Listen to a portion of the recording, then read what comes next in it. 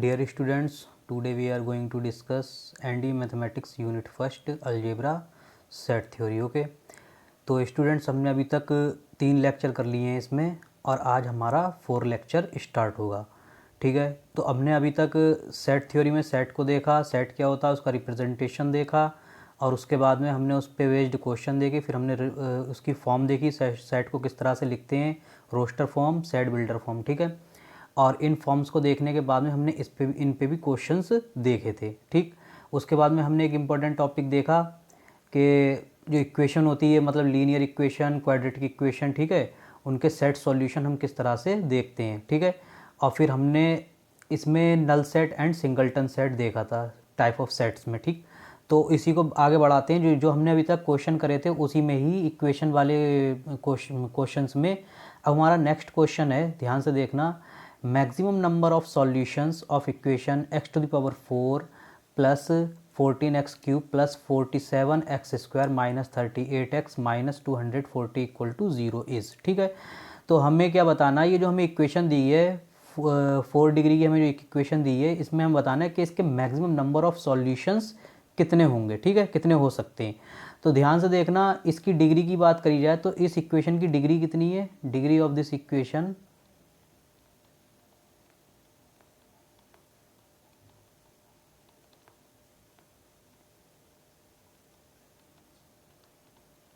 अगर हम डिग्री की बात करें तो हम यहाँ पे देखते हैं ये 4 डिग्री की इक्वेशन है. ठीक है, क्योंकि मैक्सिमम पावर ऑफ x कितनी है, 4 है. तो जितनी इसकी डिग्री होगी, ठीक है, उतने इस क्या हो सकते हैं, इसके मैक्सिमम सॉल्यूशन हो सकते हैं. ठीक, तो मैक्सिमम सॉल्यूशन इसके कितने होंगे.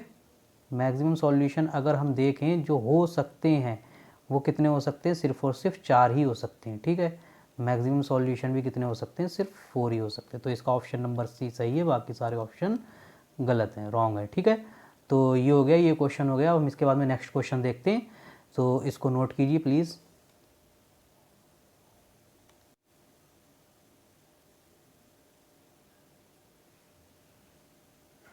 सो स्टूडेंट्स, नेक्स्ट क्वेश्चन है हमारा. If x belongs to z then the solution set of the equation x cube plus 11x square plus 14x minus 80 equal to 0 is. Okay, तो इसमें क्या दिया है, x किस में बिलोंग कर रहा है, z में, यानी इंटीजर के सेट में x हमारा बिलोंग कर रहा है. ठीक है, तो हमें बताना है कि इसमें से कौन सा इसका सॉल्यूशन सेट होगा इस इक्वेशन का. ये क्यूबिक इक्वेशन है, इसका सॉल्यूशन सेट क्या होगा, जिसमें हमें ऑप्शन दिए. पहले सेट में एलिमेंट हैं 1, 1/4, 0. दूसरा जो ऑप्शन है उसमें हमें एलिमेंट दिए हैं उस सेट में 2, 3, √3. ठीक है, एंड ऑप्शन सी में दिया है -5, -8 एंड 2. एंड ऑप्शन डी में दिया है -5, -8 एंड 1. ठीक है, तो हमें बताना है कि इसका कौन सा ऑप्शन करेक्ट है. ठीक, सबसे पहली बात, ये क्यूबिक इक्वेशन है. क्या है ये, क्यूबिक इक्वेशन है. तो इसकी डिग्री कितनी है इस इक्वेशन की, अगर हम डिग्री की बात करें, यानी x की मैक्सिमम पावर यहाँ पर कितनी है, 3 है. तो इसके मैक्सिमम सॉल्यूशन कितने हो सकते हैं, मैक्सिमम सॉल्यूशन हो सकते हैं इसके सिर्फ और सिर्फ 3. ठीक है, तो यहाँ पर देखना ऑप्शन सी और ऑप्शन डी में देखना, सॉरी ऑप्शन सी और ऑप्शन डी में तो इसके मैक्सिमम सॉल्यूशन 3 हो सकते हैं. ठीक, अब इसके मैक्सिमम सॉल्यूशन 3 हैं, तो इनमें सब में हमें 3 ही सॉल्यूशन दिए हैं. तो अब यहाँ पर ये बात तो जो है, ये बात तो सभी में लागू हो रही है, क्योंकि इसमें हर किसी में 3 एलिमेंट दिए, तो ये हर सेट किसका है, 3 सॉल्यूशन का बना हुआ है. ठीक है, लेकिन हमें इसमें ये देखना है कि इसमें से करेक्ट आंसर कौन सा है. तो यहाँ पे जो कंडीशन दी है, यहाँ देखना x बिलोंग्स टू z दी है. क्या दी है, x बिलोंग्स टू z. अब देखना x बिलोंग्स टू z अगर हमें दिया है तो पहला ऑप्शन जो है, पहले ऑप्शन में देखना, अगर क्या दिया है हमें, x बिलोंग्स टू z दिया है, लेकिन 1/4 क्या होता है, 1/4 z में बिलोंग नहीं करेगा. ठीक है, 1/4 क्या है, इंटीजर में नहीं आता, इंटीजर के सेट में नहीं होता है. तो ऑप्शन ए क्या है, यहाँ से डिस्कार्ड हो गया. ऐसे ही यहाँ पे देखना √3, ऑप्शन सेकंड में देखना √3 भी z में नहीं आता है. ठीक है, तो ऑप्शन बी भी क्या हो गया, डिस्कार्ड हो गया यहाँ से. ठीक, अब यहाँ देखना इसमें कि -5, -8 एंड 2 दिया है, -5, -8 एंड 1 दिया है. ठीक है, तो इन दोनों में से कौन सा सॉल्यूशन होगा हमें ये देखना है. ठीक, तो यहाँ पर देखना -5, -8 एंड -5, -8 तो दोनों में है, बस हमें इसमें चेंजेस क्या है, 2 और 1 का चेंजेस है. ठीक है, कौन कौन से एलिमेंट इसमें अलग हैं, 2 और 1 एलिमेंट अलग हैं. तो अगर हम चेक करना चाहें तो इसमें जो हमें इक्वेशन दी है x³ + 11x², ये जो इक्वेशन दी है इसमें हम सबसे पहले 2 रख के देख ले रहे हैं। अगर ये इस इक्वेशन को सेटिस्फाई करता है तो ऑप्शन सी हमारा करेक्ट हो जाएगा, ऑप्शन डी हमारा गलत हो जाएगा, ठीक है। और अगर हमारा ये 2 रखने पर ये इक्वेशन सेटिस्फाई नहीं हुई तो ऑप्शन डी हमारा यहाँ से सही हो जाएगा और ऑप्शन सी हमारा गलत हो जाएगा, ठीक। तो हम एक काम करते हैं, हम x = 2 पर इस इक्वेशन को चेक करते हैं, ठीक है। एट x = 2 पर, ठीक। इस इक्वेशन की लेफ्ट हैंड साइड क्या है, x³ है, तो x³ की जगह पर कितना हो जाएगा 2³, ठीक है, प्लस 11x² है यानी 11 × 2 का स्क्वायर, प्लस 14 × x यानी 14 × 2 माइनस 80, ठीक है। राइट हैंड साइड इस इक्वेशन की दी है 0, तो हमें ये सॉल्व करने पे 0 आना चाहिए। हम देखते हैं क्या 0 आएगा या नहीं आएगा, ठीक। तो यहाँ देखना कितना आएगा, 2³ कितना होता है 8 प्लस 11, 2 का स्क्वायर कितना होता है 20, सॉरी 2 का स्क्वायर कितना होता है 4 प्लस 14 2 जा कितना हो गया 28 माइनस 80, ठीक है। 28 माइनस 80 ये कितना हो गया 8 प्लस 11 4 जा कितना हो गया 44 एंड प्लस 28 माइनस 80, ठीक है। अब ध्यान से देखना यहाँ पर, यहाँ ध्यान से देखना 8 प्लस 44 एंड 28 इन तीनों को अगर हम ऐड करें तो कितना आएगा 8 44 कितना हो गया, ये हो गया 52 प्लस 28 माइनस 80, ठीक है। 52 और 28 कितना होता है 8 2 10 का 0, 5 2 7 और 1 8, 80 माइनस 80, ठीक है। 80 minus 80 this is equal to 0, ठीक। तो यहाँ से देखना हमारी राइट हैंड साइड आ गई, ये इक्वेशन को क्या कर रहा है, ये सेटिस्फाई कर रहा है 2, तो हमारा ऑप्शन सी क्या होगा सही होगा और ऑप्शन डी गलत होगा। आप चाहे तो चेक कर लेना मन रख करके, ये इस इक्वेशन को सेटिस्फाई नहीं करेगा, ठीक है। तो इसका ऑप्शन सी करेक्ट है, तो इसको नोट कीजिए। फिर हम करते हैं नेक्स्ट क्वेश्चन। स्टूडेंट्स अब हम अपना नेक्स्ट टॉपिक शुरू करते हैं, फाइनाइट सेट, ठीक है।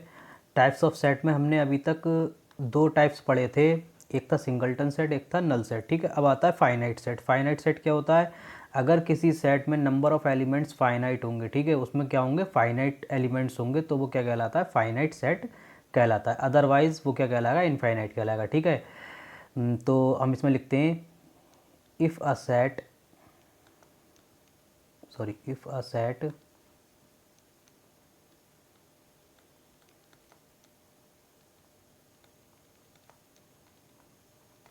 having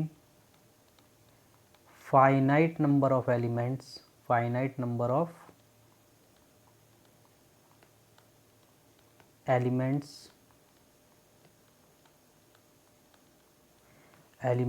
then the set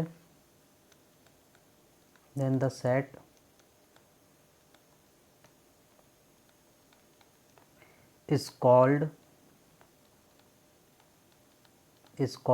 finite set, ठीक है। अगर किसी सेट में नंबर ऑफ एलिमेंट्स फाइनाइट होंगे तो वो क्या कहलाता है फाइनाइट सेट कहलाता है। इसका एक एग्जांपल देख लेते हैं हम। एग्जांपल देखना ध्यान से। जैसे मेरे पास में कोई सेट है ए जिसमें एलिमेंट हैं 1 2 √2, ठीक है। ध्यान देखना इसमें नंबर ऑफ एलिमेंट्स कितने, 3 एलिमेंट है ना, 1 2 3, ठीक। तो इसमें फाइनाइट एलिमेंट है, तो ये क्या है, ये एक फाइनाइट सेट है, ठीक है। अब इसके बाद में नेक्स्ट टॉपिक है हमारा इनफाइनाइट सेट का। तो इसका अपोजिट है, if a set is not a finite set then the set is called infinite set, ठीक है। तो इसको नोट कीजिए, फिर हम नेक्स्ट टॉपिक शुरू करते हैं अपना। तो हमारा नेक्स्ट टॉपिक है इनफाइनाइट सेट। तो जिसमें नंबर ऑफ एलिमेंट्स फाइनाइट नहीं होंगे वो सेट क्या कहलाएगा, इनफाइनाइट सेट कहलाएगा, ठीक है। या हम ऐसे कह सकते हैं अगर कोई सेट फाइनाइट सेट नहीं है तो वो क्या होगा, इनफाइनाइट सेट होगा, ठीक है। If a set A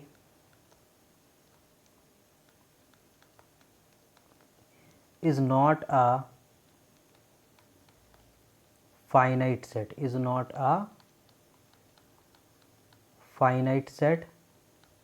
then the set A